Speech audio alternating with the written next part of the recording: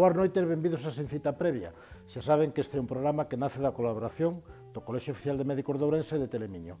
Hoxe vamos a falar dun tema tanxente ca sanidade, pero non por iso non deixa de ser importante. Vamos a falar da vida laboral dos profesionais sanitarios, fundamentalmente dos médicos. E para falar deste tema temos con nós Emilio Armada. Emilio Armada é un nefrólogo do noso hospital, que é o representante sindical dos médicos, fundamentalmente da CENS, que é un sindicato médico, e o seu representante dentro do Consello, como se chama en hospital, a asistencia... La Junta de Personal. De la Junta de Personal. Para falar deste tema, temos con nós a Emilio Armada. Como dixen antes, Emilio, boas noites. Hola, boas noites. É necesario que os médicos tengan unha representación sindical? Bueno, desde ya la época de la Edad Media, todos los gremios y los sindicatos han ido agrupando a todas las profesiones. Los médicos es una profesión y como tal profesión, sujeta a sus condiciones laborales, necesita a alguien que, bueno, pues que mire por ellos y que los defienda y que los represente a nivel de todos los órganos.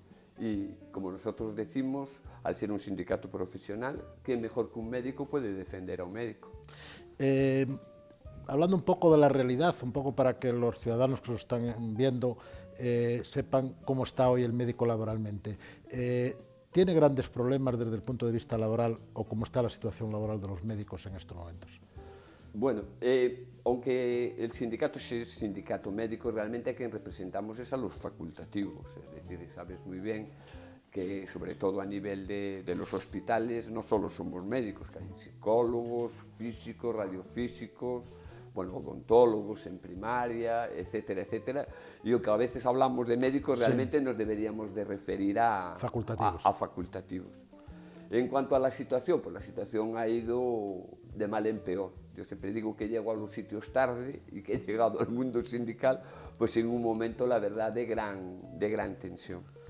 Si diferenciamos los distintos ámbitos en los que nos movemos, atención primaria o atención hospitalaria, pues los problemas son diversos, aparte de la crisis que nos ha llegado bueno, pues de los últimos años, desde todos los puntos de vista. No sé si quieres que te concrete algo más. Sí, a ver, yo lo primero que me llama la atención, hubo una gran reducción de médicos durante la época de la crisis, se jubiló de forma masiva a los 65 años, y ahora uno lee noticias como que en la provincia de Pontevedra han decidido agrupar a los pediatras porque no se da cubierto toda la asistencia tal como estaba distribuida por la provincia, porque no hay pediatras suficientes. ¿Ocurre también en Ourense esa situación?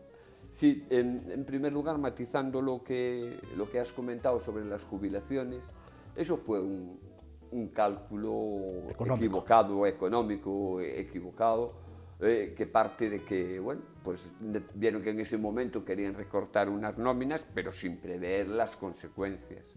Sí es cierto lo de pediatría, y me referiré ahora a ello, pero lo primero que ha sufrido aquí en Ourense son los hospitales comarcales, porque claro, en el momento en que recortas la plantilla, que la gente se jubila, pues el que puede, que ya tiene antigüedad, se traslada a los centros hospitalarios grandes, en este caso al CHO, con lo cual estamos teniendo un problema muy importante a nivel de todas las especialidades para cubrir tanto el hospital de Berín como el hospital de Valdeorras. Los pediatras, bueno, pediatría es una especialidad deficitaria. Es una especialidad deficitaria a nivel de toda Galicia. En otras provincias existe sobre todo déficit en primaria, pero aquí curiosamente en Ourense tenemos déficit tanto en primaria como en hospitalaria, lo cual nos agrava mucho más. Se han intentado medidas de aumentar el número de pediatras vía MIR, que es como se forma, para el que no sea médico, como nos formamos los médicos, que hacemos la especialidad, pero esa no es una decisión autonómica, esa es una decisión que depende a nivel del gobierno central y es una decisión que lleva tiempo. Formar un pediatra lleva 5 años, con lo cual algo habrá que hacer. No nos gusta esa medida, pero bueno, si alguien se tiene que desplazar, tampoco el tiempo que tiene un médico para dedicarse a su labor asistencial, a su consulta, puede pasar 3/4 partes de ese tiempo en el coche yendo de un lado para otro. Me comentaba algún médico de primaria que es previsible que, en concreto en la provincia de Ourense, este verano no haya médicos para sustituir a los médicos que se van de vacaciones y tendrán que doblar turnos o juntar 2 cupos para atender. ¿Eso cómo se va a manejar? Es decir, durante el invierno veo 40 personas todos los días y en el verano veo 70. ¿Eso cómo va a repercutir o puede repercutir en la asistencia? Bueno, cuando falta el pan y luego no llueve, aún va a faltar más. Tenemos un déficit de médicos de familia en la provincia durante todo el año. Es muy difícil para los médicos poder coger sus vacaciones, tienen que andar intentando turnar como se puede, no se cubren las bajas, no se cubren las sustituciones, un mismo médico tiene que prolongar su horario para poder atender al paciente, a los pacientes del compañero que falta. Las consultas están sobrecargadas, los 10 minutos por paciente, que es una reclamación que puede parecer muy poquito tiempo, pero que es una reclamación no se cumple, hay lista de espera en atención primaria, llega el verano y aún es mucho peor porque no hay facultativos suficientes. Por otra parte, la administración, que es la que tiene que velar por eso, tampoco ofrece contratos estables o atractivos que estimulen a la gente, a los médicos para venirse para Ourense o para quedarse en Ourense. De hecho, vemos que los facultativos, en este caso los médicos de primaria, que finalizan su especialidad, muy poquitos se quedan, yo creo que un 20-25% se quedan en nuestra provincia, se van buscando pues, condiciones de trabajo mejores, situaciones, contratos más estables. ¿Cómo lo vamos a superar? Bueno, pues ese es un círculo vicioso. Falta un médico, el otro tiene que doblar la consulta, cuando ya no puede llegar más el paciente va a urgencias se sobresatura el hospital tiene las camas cerradas, tenemos los pasillos y volvemos a la misma cantinela año por año. Este año, pues comentan a nivel de dirección y eso, que prevén que va a ser peor que otros años, pues Dios nos coja a confesar. Una vez tiene la impresión que se legisla, legislaciones sociales, que está muy bien, pero que no se cuenta con la repercusión que eso implica en el trabajo. Me refiero que hoy salía en la prensa que se va a autorizar las 16 semanas de descanso maternal, ya paternal, tanto al padre como a la madre. Todo eso tiene una repercusión en que esa gente deja de trabajar con un derecho adquirido durante 16 semanas, pero no tenemos con qué cubrirlos. Claro. ¿Cómo vamos a gestionar esa situación? Pues esa situación, claro, volvemos otra vez a lo mismo. Esa situación hay que preverla y el número de facultativos se debe de prever. Tienen que haber unas previsiones, debería de haber unas previsiones de anuales y a nivel de cada especialidad del número de facultativos que se necesita y hacer la formación. No podemos tener un numerus clausus en medicina y formar menos médicos de los que necesitamos. Pocos médicos, en muchos sitios sobrecarga de trabajo, por lo menos el sueldo está bien. El sueldo es el sueldo más bajo de toda Europa a nivel de los facultativos. Es decir, tenemos un sueldo francamente bajo y cuando hablan de que si la medicina, la sanidad en España es la más eficiente, aparte de por la labor que desarrollamos los facultativos, los médicos en este caso, se debe también al bajo salario, al que hemos de añadir todos los recortes que hemos ido teniendo y que todavía perviven desde el año 2012, desde que vino la crisis. ¿Tenéis cuantificado en los sindicatos cuánto poder adquisitivo ha perdido un médico en Galicia en estos 6 últimos años? Un 30% en los últimos años. Es una cantidad muy importante. Cuando vosotros vais a negociar con la administración, al final sois los intermediarios entre los facultativos y la administración.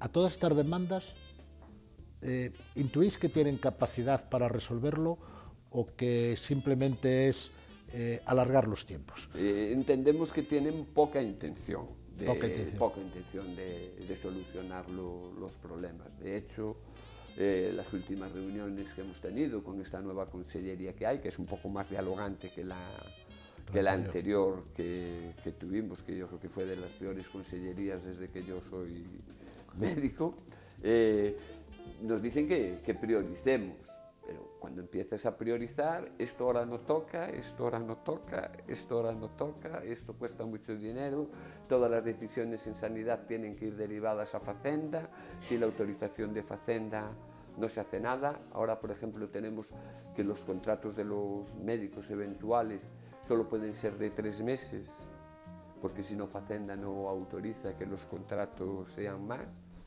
Es un problema.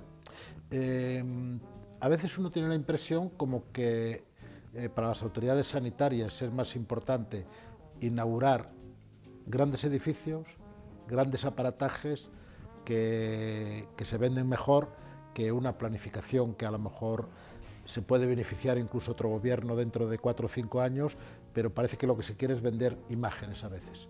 Sí, aquí en Orense tenemos ahora el ejemplo claro del, bueno, como lo llamamos nosotros, el NH, el nuevo hospital, ¿no? Que realmente es un nuevo edificio, ¿no? No se puede entender que con ese nuevo edificio grande que viene a aportar un espacio para hospitalización que debería de ser, sin embargo tengamos menos espacios. Es una paradoja, un edificio nuevo y cada vez tenemos menos espacios. Ahí no ha habido una planificación de nada. A nivel de los médicos por encima, han oído ya las quejas, no hay despachos para los médicos, no hay ordenadores en un mundo sin papeles, la comunicación entre el edificio con los otros edificios es un problema a la hora de tener una urgencia en ese edificio nuevo para trasladar al paciente a la UCI o a reanimación, que tienes que atravesar todo el hospital, no ha sido bien planificado, ni mucho menos. Hubo prisa por inaugurarlo. Sí es verdad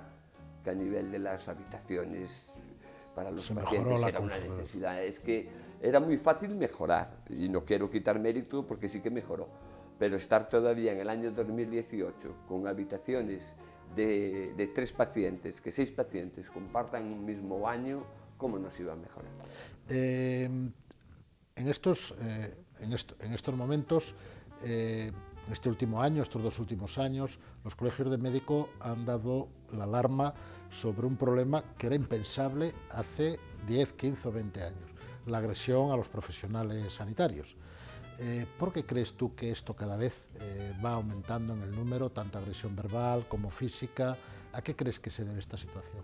Bueno, es un reflejo de la situación, por un lado económica y por otro lado de la situación profesional de los recortes, otra vez, de la masificación de las consultas, fundamentalmente, y el que pone la cara, el que está enfrente, es el médico o bueno, u otro profesional, porque esto pasa con enfermería, con urgencias, y muchas veces la población nos responsabiliza a nosotros pues de la demora en la atención al paciente, o cuando le dices que esa prueba que el paciente quiere no la contempla el sistema de salud, y todo eso va creando una cierta crispación que desgraciadamente se traduce en algo que es completamente inadmisible, como es ya no la falta de respeto, sino la agresión física, ¿no?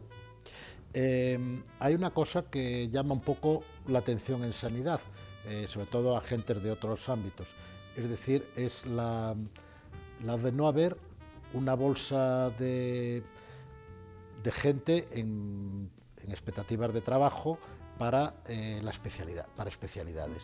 Es decir, las hay para todas las demás, y aquí depende un poco de la decisión inmediata y personal del jefe de servicio, ¿no? ¿Eso cómo está en estos momentos?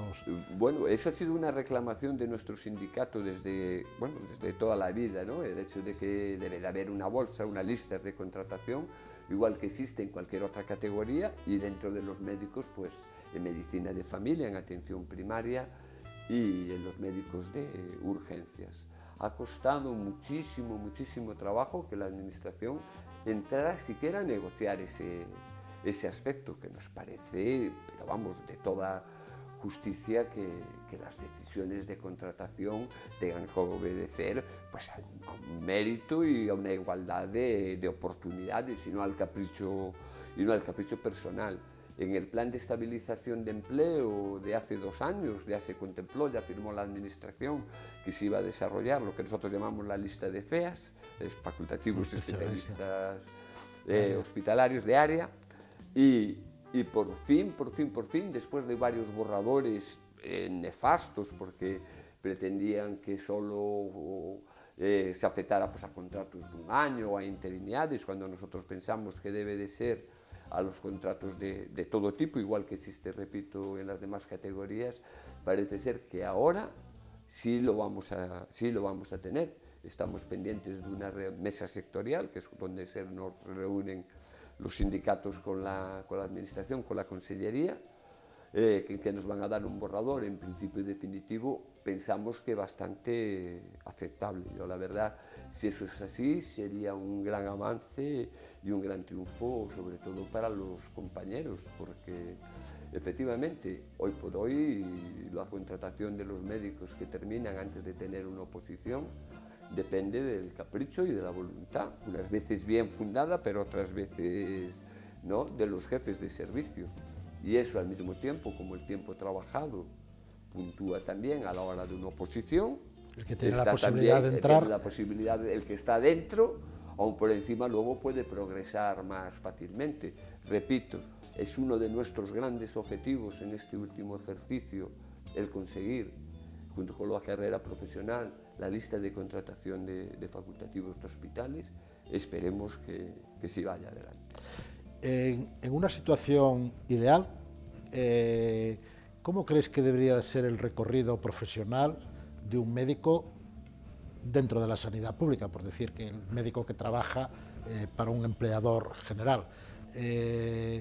¿Cómo se debería de organizar eso para que fuera atrayente o atractivo para un profesional joven que empieza? Porque estamos viendo que grandes empresas privadas están entrando cada vez en las ciudades grandes y llegarán a las pequeñas, y está habiendo una competencia por los profesionales.